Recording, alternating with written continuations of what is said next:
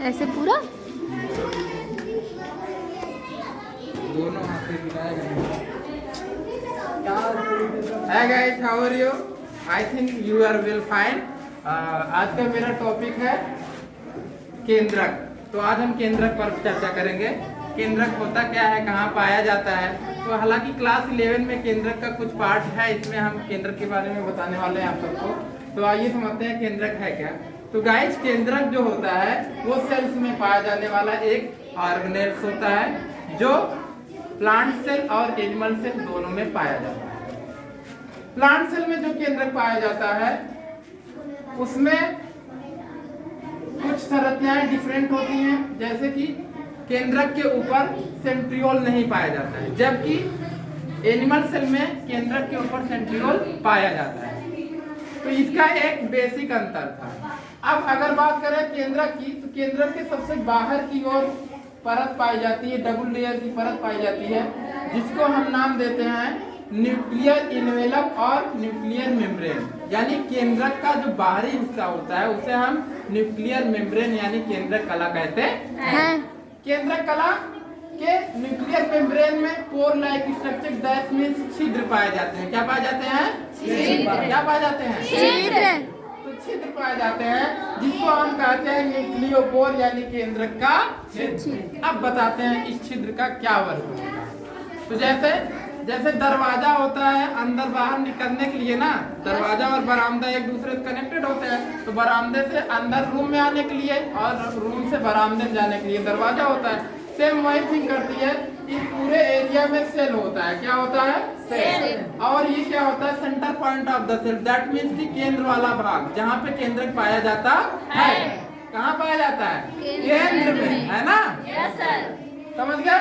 तो केंद्र में पाया जाता है।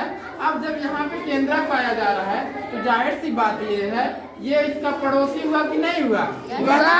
अब ये इसका पड़ोसी हुआ, मतलब सेल के बीच में पाया जाने वाला केंद्रक एक दूसरे के आगे पीछे है। तो यहाँ से कुछ मटेरियल, दैट मीन्स साइटोप्लाज्म का कुछ हिस्सा या इसमें से कुछ द्रव फ्लूइड इस पोर के माध्यम से केंद्रक के अंदर जाएगा, और केंद्रक के अंदर से कुछ फ्लूइड इस सेल्स के बाहर आएगा, सेल्स में आएगा। ठीक है, यानी केंद्रक से बाहर आके सेल्स में आएगा।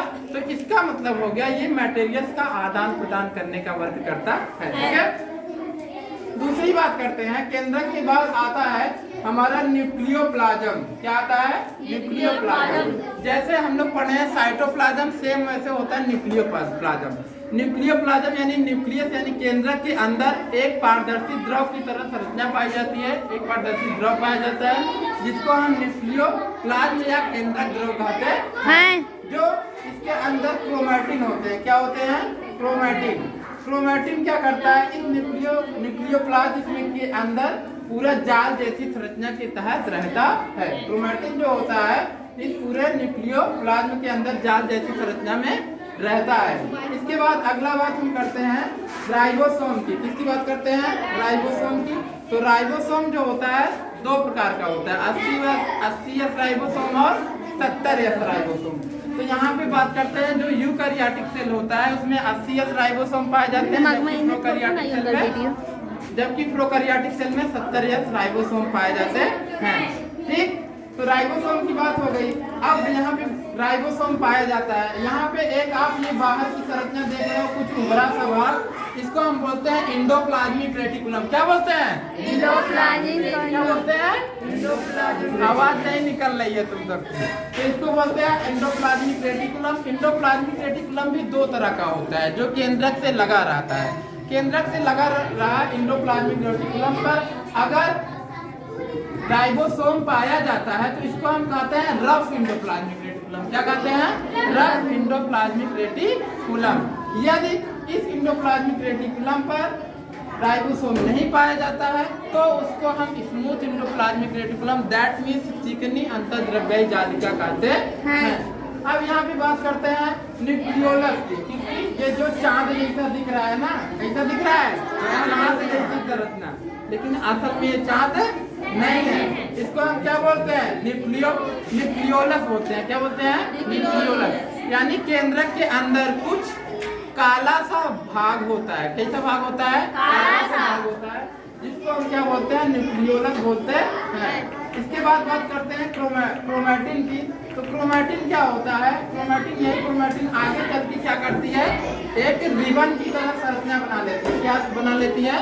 जैसे जैसे केंद्रक के अंदर क्रोमैटिन का विकास होता जाता है, तैसे क्रोमैटिन जो है, क्रोमैटिन धागा जो है बड़ा होकर के रिबन का रूप धारण कर लेता है।